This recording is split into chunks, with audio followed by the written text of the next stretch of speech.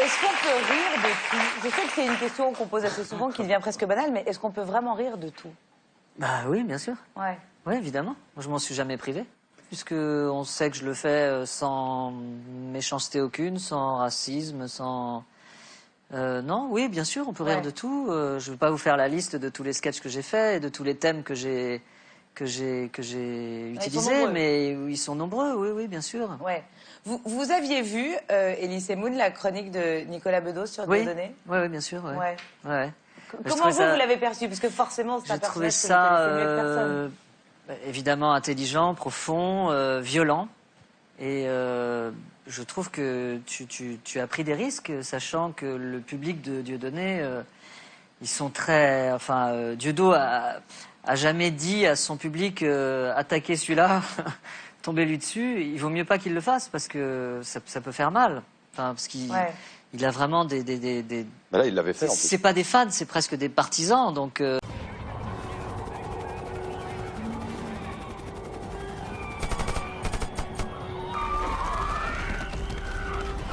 il a pris des risques. C'est toujours compliqué avec Elie. C'est un immense sentimental. Et je ne sais pas comment il arrive dans sa tête. C'est formidable, hein.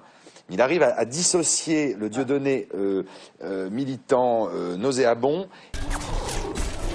et le camarade de jeu. C'est ça qui me passionne chez Elie. C'est vrai qu'on m'a beaucoup reproché ça. J'ai des amis proches avec qui je me suis plus entendu à cause de ça, parce qu'ils comprennent pas bien que malgré tout, j'ai de l'affection pour lui. Mais voilà, personne n'a vécu ce que j'ai vécu avec lui. On a vécu 15 ans ensemble, on a commencé ensemble, on est partis en vacances ensemble, on a fait tellement de choses ensemble, on a ri comme j'ai jamais ri de ma vie. Et ça, je peux pas le retirer je peux pas le retirer de ma mémoire, de mon cœur. Donc voilà, c'est compliqué. Et d'ailleurs, récemment, Elie, vous avez tenu, entre guillemets, à vous adresser à lui, et vous l'avez fait de façon maligne. Regardez.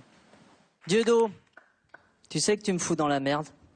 Tu m'obliges à répondre parce que pour les Juifs, je suis un traître, et pour les autres, je suis un agent du Mossad. Mais j'ai rien demandé, moi. Je pensais qu'on allait vieillir ensemble, comme Chevalier Las Palais. Et puis tout d'un coup, tu me fais ton petit délire dans ton coin sans même m'en parler. Quand on a débuté avec Dieudo, on était le symbole même de l'antiracisme, à tel point que j'avais oublié que j'étais noir et que j'avais oublié qu'il était juif. À l'époque, on s'en foutait de tout ça. Maintenant, c'est un problème pour tout le monde, c'est dommage. Moi, j'aimais bien être noir. C'est vachement bien. C'est vrai. Ça a été bien perçu? Oui, j'ai pas eu de... On m'a pas mis à mort.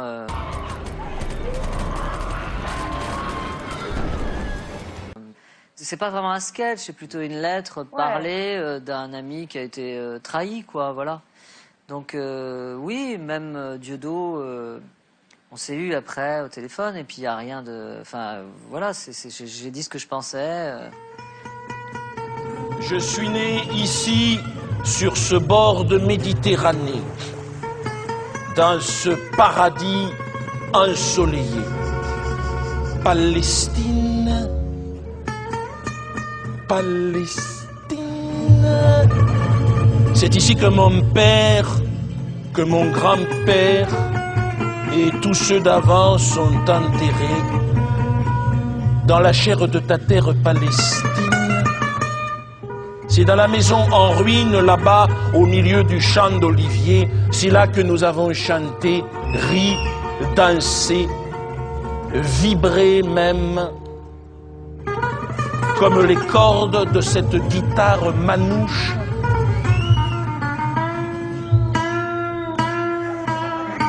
Pincé au cœur, cueilli comme des fleurs, c'est là que nous avons pleuré aussi, pleuré. Difficile d'expliquer pourquoi on est attaché à un endroit jusqu'à ce qu'une armée débarque chez toi.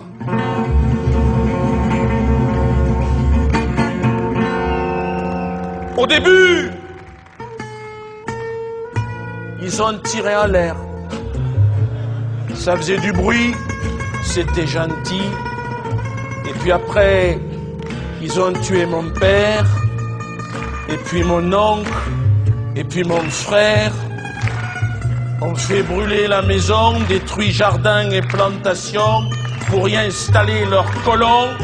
Nous, Femmes et enfants déportés jusqu'à ce camp de réfugiés. Sale, froid, on y était entassés. Seul au loin, le son de cette guitare tzigane me donnait encore la force de résister, la force de respirer. Mélodie des gens du voyage, musique des déracinés, elle m'a fait oublier le mal. J'avais 10 ans, ça fait 12 ans, et me voilà maintenant, une bombe scotchée sur le bidon, aspirée dans ce grand siphon. Liberté pour toi, Palestine. Je vais vous faire danser, joyeux colons, sur le son de mon canon. Aujourd'hui, je suis chef d'orchestre, réglant ma note sur celle du temps. Ce temps gitan sur lequel je virevolte encore, en joyeux papillon.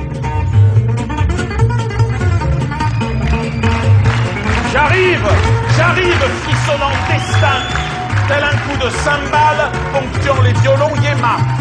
Palestine, tu me vois descendre de l'autocar au milieu de tous ces regards. Il y a mon cœur, il y a la peur, il y a ce son de guitare. Anonyme passant, je souris à l'enfant, et puis au milieu de la rue, je te vois, belle inconnue, c'est toi, je t'ai choisi. Vais-je te prendre par la taille et faire danser nos entrailles? J'entends d'ici les cris d'effroi déchirer le silence, provoqués par ce doigt. Il y a mon souffle qui s'accélère, manque d'oxygène, ton regard qui me fixe, tu comprends, ton sac qui tombe, la pomme qui roule. Reculez, il est trop tard, petite. Il y a mon doigt qui se crispe, puisqu'on ne peut vivre tous les deux. Crèvons ensemble, Palestine.